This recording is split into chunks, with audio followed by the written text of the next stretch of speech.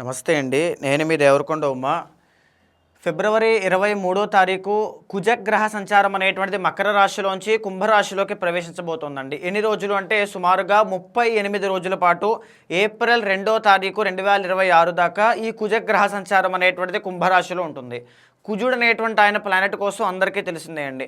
ఆయన 45 రోజుల దగ్గర నుంచి 60 రోజుల పాటు సుమారుగా ఒక రాశిలో ట్రావెల్ చేస్తుంటారు. అలాంటి కుజుడు ధైర్య సాహసాలకి, గవర్నమెంట్ జాబ్స్కి, లేకపోతే రియల్ ఎస్టేట్ కానీ, భూమికి సంబంధించి కానీ, కోర్టు వ్యవహారములకు సంబంధించి కానీ, ఆరోగ్యానికి సంబంధించి కానీ, ధైర్యానికి సంబంధించి కానీ, లేకపోతే ఎన్నో రకాల పనులు పూర్తవడానికి కానీ కుజగ్రహ సంచారం అనేటువంటిది ఇంపార్టెంట్గా చూస్తుంటాం. అలాంటి కుజుడు అనేటువంటి ఆయన కుంభరాశిలోకి అంటే వాయుతత్వ రాశి అయినటువంటి 11వ స్థానంలోకి వెళ్ళడం వల్ల ఖచ్చితంగా రియల్ ఎస్టేట్ అనేటువంటిది గ్రో అయ్యే అవకాశాలు ఈ 38 రోజుల్లో మీరు చూస్తారు. అంటే ఏ రాశి వాళ్ళకి కదండి, నార్మల్గా భూముల యొక్క ధరలు పెరగడం కానీ, లేకపోతే జాబ్స్ అనేటువంటివి రావడం కానీ, రైల్వే జాబ్స్ కానీ ఇలాంటివి ఏదైనా కావచ్చు, ఇలాంటి వాటివన్నీ కూడా ఎక్కువగా కనబడుతూ ఉంటాయి. అయితే మరి ద్వాదశ రాశుల మీద ఎలాంటి ప్రభావితాన్ని ఈ యొక్క కుజగ్రహ సంచారం చూపిస్తారు? మేషాది రాశుల నుంచి మీనరాశి వరకు ఏ ఏ రాశుల వాళ్ళకి రాజయోగం పడుతుంది? ముఖ్యంగా చెప్పాలి అంటే కుజగ్రహ సంచారం ఎప్పుడు ట్రాన్సిట్ అయినా 3 రాశులకి మాత్రమే శుభయోగాన్ని కలగజేస్తూ ఉంటారు. ఏ జన్మరాశి నుంచి అయితే కుజుడు 3వ స్థానము, 6వ స్థానము, 11వ స్థానంలో ఉంటారో ఆ యొక్క జన్మరాశికి ఖచ్చితంగా రాజయోగం అనేటువంటిది పడుతుంది. అయితే ఇక్కడి నుంచి ద్వాదశ రాశుల వాళ్ళకి ఎలాంటి ఫలితాలు ఉంటాయో ఒక్కొక్కటిగా మనం చూద్దాం. మరి ద్వాదశ రాశుల్లో 2వ రాశి అయినటువంటి వృషభ రాశి వాళ్ళకి ఒక కుజగ్రహం ట్రాన్సిట్ అనేటువంటిది ఏ విధంగా కనబడుతుందో మనం చూస్తే కనుక ఈ వృషభ రాశి వాళ్ళకి కుజగ్రహ ట్రాన్సిట్ 10వ స్థానమైనటువంటి కుంభరాశిలోకి ప్రవేశించబోతుంది. 10 అంటే ఏంటి అంటే కెరీర్ అనమాట. ఆల్రెడీ మనం చాలా సందర్భాల్లో చెప్పుకుంటూ ఉన్నాం. మొన్న జరిగినటువంటి వీడియోలో కూడా ఫిబ్రవరి 13వ తారీఖు దగ్గర నుంచి ఈ యొక్క వృషభ రాశి వాళ్ళకి దశమంలోకి రవి వెళ్ళడం వల్ల కెరీర్ అనేటువంటిది గ్రో అవుతుంది.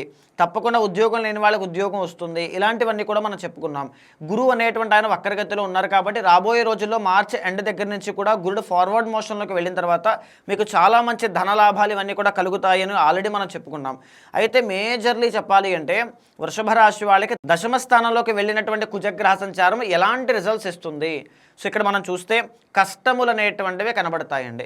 దశమంలో కుజుడు ఎలాంటి కష్టాలు ఇస్తారు? కెరీర్లో ఒడిదుడుకులు అనమాట. అంటే బాగా ప్రెషర్ ఎక్కువైపోతుంది, చాలా శ్రమ పడాల్సి వస్తుంది, కష్టపడాలి, పొద్దున్న నుంచి సాయంత్రం దాకా అక్కడే ఉండి వర్క్ చేయాలి. ఈవెన్ రోహిణీ నక్షత్రం వాళ్ళు అయితే దీంట్లో చాలా సెన్సిటివ్గా ఉంటారు కాబట్టి తట్టుకోలేకపోతారండి, ఆ ప్రెషర్ని తీసుకోలేకపోతారు.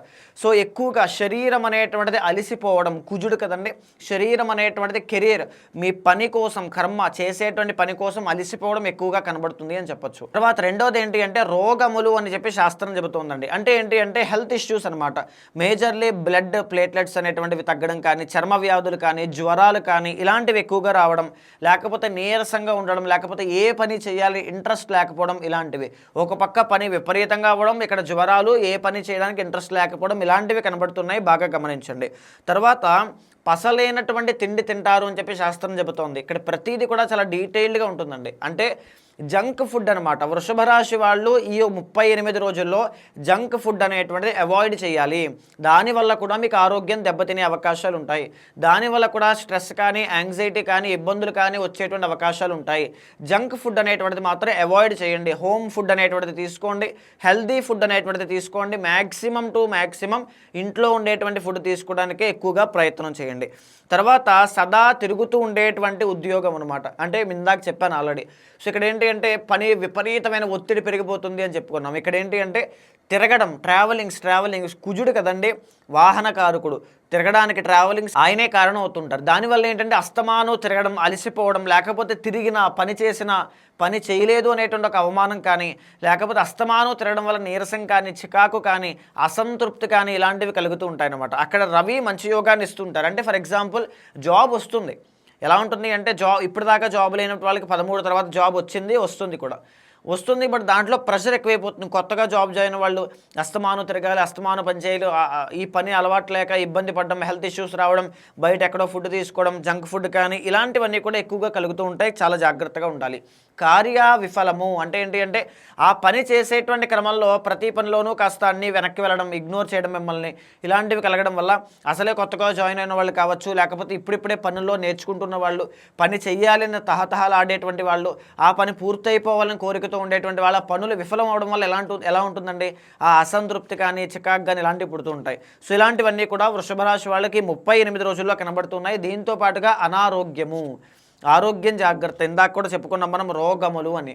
అంటే ఇప్పటి వరకు ఉన్నటువంటి ఆరోగ్య సమస్యలు ఇంకా పెరగడం కానీ, ఇబ్బందులు పెట్టడం కానీ, ఎస్పెషల్లీ వృషభ రాశి వాళ్ళకి gynaec issues, hormonal imbalances, diabetes, kidney సమస్యలు, urinary tract infections, uterus problems, ఇలాంటివన్నీ కూడా ఈ యొక్క వృషభ రాశి వాళ్ళకు ఉంటాయి అని శాస్త్రం చెప్పింది. అలాంటివి మీకుంటే ఇంకా జాగ్రత్తగా ఉండండి. ఈ టైంలో హెల్తీ ఫుడ్ అనేటువంటిది తీసుకోండి. వ్యాయామము అనేటువంటిది చాలా అవసరము. దీంతో పాటుగా శత్రుత్వం అండి, సంబంధం లేకుండా మీ పని మీరు చేసుకుంటూ ఉంటే ఎవరో ఒకరు వచ్చి మీ మీద రాళ్ళేయడమో, లేకపోతే ఎవరో ఒకరు వచ్చి మీతో గొడవ పెట్టుకోవడమో, ఎవరో ఒకరితో మీకు అస్తమాను వైరము, ద్వేషము ఇలాంటివి కలుగుతూ ఉంటాయి. సో అలాంటి వాళ్ళతో చాలా జాగ్రత్తగా ఉండండి. ఎప్పుడు కూడా డిసప్పాయింట్ అవ్వద్దు, డిస్కరేజ్ అవ్వద్దు, అసంతృప్తికి గురవ్వద్దు. ఖచ్చితంగా మీ పని మీరు చేసుకుంటూ వెళ్ళండి. ఈ కుజగ్రహ సంచారం అనేటువంటిది మీకు బాగా లేదు కాబట్టి సుబ్రహ్మణ్య ఆరాధన అనేటువంటిది చేయాలి. ఇక్కడ ఏంటి అంటే వృషభ రాశి వాళ్ళకి 9th and 10th lord 11th చాలా బాగున్నారు, 10th రవి బాగున్నారు, తర్వాత బుధుడు ఉన్నారు, శుక్రుడు ఉన్నారు, తర్వాత రాహు ఉన్నారు. కానీ ఈ కుజుడు అనేటువంటి ఆయన బాగాలేదు. దీని ఎప్పటి నుంచి మీకు బాగుంటారండి, నెక్స్ట్ వీడియోలో నేను డీటెయిల్గా చెప్తాను. బట్ ఏప్రిల్ 3వ తారీఖు దగ్గర నుంచి మీకు కుజుడు రాజయోగాన్ని ఇస్తారు. కుజుడు రాజయోగం ఇస్తే ఎలా ఉంటుందో మీ ఎవరికి చెప్పక్కర్లా. డబ్బు విపరీతంగా ఇస్తాడు, తర్వాత భూమిని ఇస్తారు, కోర్టు సమస్యలు తొలగిస్తారు, మంచి ఆరోగ్యాన్ని ఇస్తారు, పనుల్లో విజయం, కార్యసిద్ధి యోగం అన్నీ ఇస్తారు, రుణ బాధల నుంచి బయట తీసుకొస్తారు. బట్ అది ఎప్పటి నుంచి ఉంది, ఏప్రిల్ 3వ తారీఖు దగ్గర నుంచి మీకు స్టార్ట్ అవుతుంది. నెక్స్ట్ నేను ఖచ్చితంగా ఈ యొక్క వృషభ రాశి వాళ్ళకి ఎప్పుడు బాగుంటుంది, ఎలా ఉంటుందో నేను ఖచ్చితంగా అప్డేట్ ఇస్తానండి. బట్ ఈ 38 డేస్ 38 రోజులైతే సుబ్రహ్మణ్య ఆరాధన తప్పకుండా చేయాలి. మంగళవారం సుబ్రహ్మణ్య స్వామి దర్శనం చేసుకోండి. ఇంట్లో నుంచే సుబ్రహ్మణ్య స్వామికి ఏదైనా స్తోత్రం చదువుకోవడం కానీ, లేకపోతే మంగళవారం నాడు రెడ్ కలర్ క్లోత్స్ వేసుకోవడం కానీ, మంగళవారం నాడు కందులు దానంగా ఇవ్వడం కానీ, మంగళవారం నాడు కందిపప్పు ఏదైనా దానంగా ఇవ్వడం కానీ, ఏదైనా కావచ్చండి. 100 రకాల రెమెడీస్ ఉన్నాయి. ఖచ్చితంగా జాగ్రత్తగా రెమెడీస్ పాటించండి, ప్రికాషన్స్ తీసుకోండి అని చెప్పింది, చాలా బాగుంటుంది. అయితే ముఖ్యమైన నిర్ణయాలు ఉంటాయండి. ఫర్ ఎగ్జాంపుల్ నేను రియల్ ఎస్టేట్లో ఉన్నాను, స్థలం అమ్మొచ్చానండి, మరి కుజుడు బాగాలేదు అంటున్నారు, కోర్టు సమస్యలు ఉన్నాయి, మాకు ఎలా ఉంటుందండి, భయంగా ఉంది, ఇలాంటివి ఏమైనా ఉంటే పర్సనల్ చార్ట్ కూడా మీకు చాలా ఇంపాక్ట్ క్రియేట్ చేస్తుందండి. అంటే వ్యక్తిగత జాతకం మీ యొక్క డేట్ ఆఫ్ బర్త్ కానీ, టైమ్ ఆఫ్ బర్త్ కానీ, ప్లేస్ ఆఫ్ బర్త్ మీద కూడా ఆధారపడి ఉంటుంది. సో తప్పకుండా వాటిని ఫాలో అవుతూ ఈ యొక్క రెమెడీస్ అనేటువంటివి, ప్రికాషన్స్ అనేటువంటివి తీసుకుంటే వృషభ రాశి వాళ్ళకి జూన్ 1 దాకా దిగ్విజయంగా దినదిన అభివృద్ధి అనేటువంటిది తప్పకుండా చూస్తారు.